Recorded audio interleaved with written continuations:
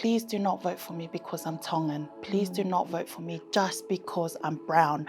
Vote for me because I have the qualifications, I have the work experience, and I actually have the work to show for it. Vote for me because I can do the job. I'm not just a voice. I'm the same person who will sit in a board meeting and the same one that will come after and get the soil and start planting trees around the town centre, because we can't keep going to the same bucket. We can't keep taking from the same pool, because we know the pool is limited. But on the sideline, like, how does it matter? Why does it matter?